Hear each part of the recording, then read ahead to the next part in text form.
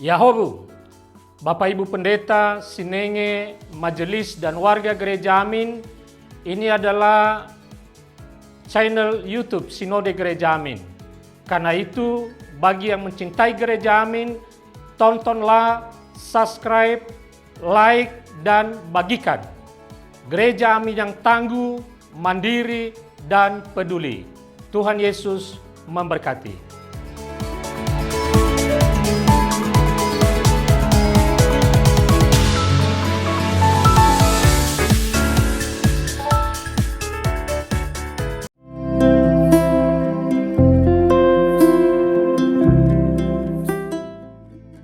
Hai Teens, jumpa kembali dalam acara TFC.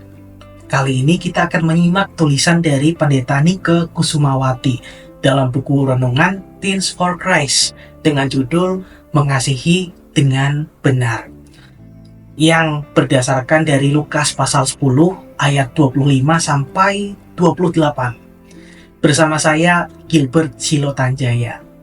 Mari sebelum kita bersama membaca dan merenungkan firman Tuhan, kita bersatu di dalam doa. Tuhan, sebentar kami ingin merenungkan firman-Mu. Kiranya Engkau yang bukakan hati dan pikiran kami, sehingga kami benar-benar fokus untuk membaca dan merenungkan firman-Mu. Tuntun kami ya Tuhan, hanya di dalam nama-Mu, Tuhan Yesus Kristus, kami menaikkan doa ini.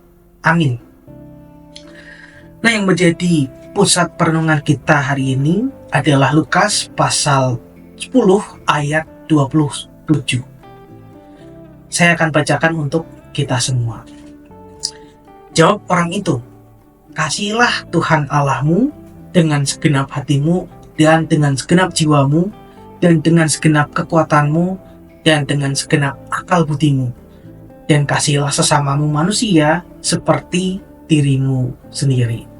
Demikianlah firman Tuhan. Kasih adalah kata yang mudah untuk diucapkan tetapi sulit untuk dilakukan. Kasih bukanlah sekedar ucapan belaka atau perasaan iba ketika kita melihat kesusahan dan penderitaan orang lain. Tetapi lebih daripada itu, kasih adalah dorongan berupa aksi dan tindakan nyata. Karena itu kita perlu terus belajar untuk mengasihi dengan benar.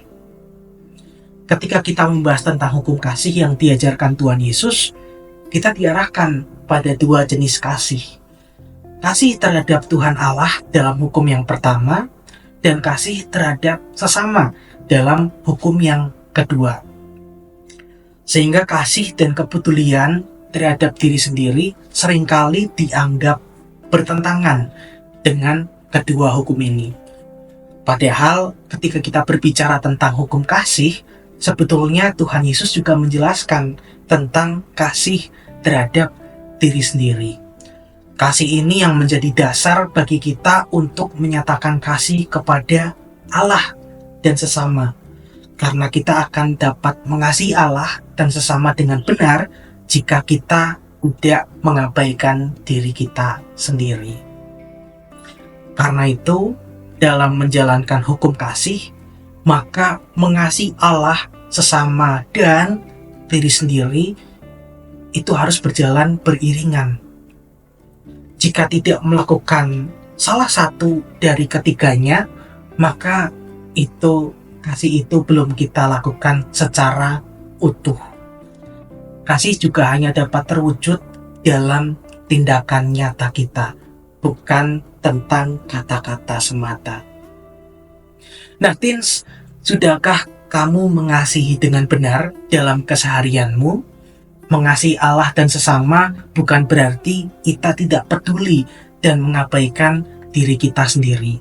Justru kepedulian kita terhadap diri sendirilah yang menjadi dasar untuk kita mampu mengasihi Allah dan juga mengasihi sesama melalui setiap tindakan nyata yang kita beri. Amin. Mari kita bersatu di dalam doa. Bapa, melalui firman yang kami baca dan kami renungkan bersama-sama pada hari ini, kami belajar untuk dapat mengasihi dengan benar. Sebelum kami mengasihi engkau dan sesama, kami perlu terlebih dahulu untuk peduli dengan diri kami sendiri, untuk membenahi diri kami sendiri, juga mengasihi diri kami sendiri. Karena kasih yang ada di dalam diri kami menjadi dasar supaya kami dapat mengasihi Allah dan sesama dengan benar. Mampukan kami untuk mengasihi engkau dan sesama yang tidak hanya melalui kata-kata, tapi juga melalui tindakan nyata kami dalam kehidupan kami sehari-hari. Hanya di dalam namamu, Tuhan Yesus Kristus, kami menaikkan doa permohonan ini. Amin. Demikianlah renungan kita hari ini. Jangan lupa subscribe, like, dan bagikan kepada yang lain. Tuhan memberkati.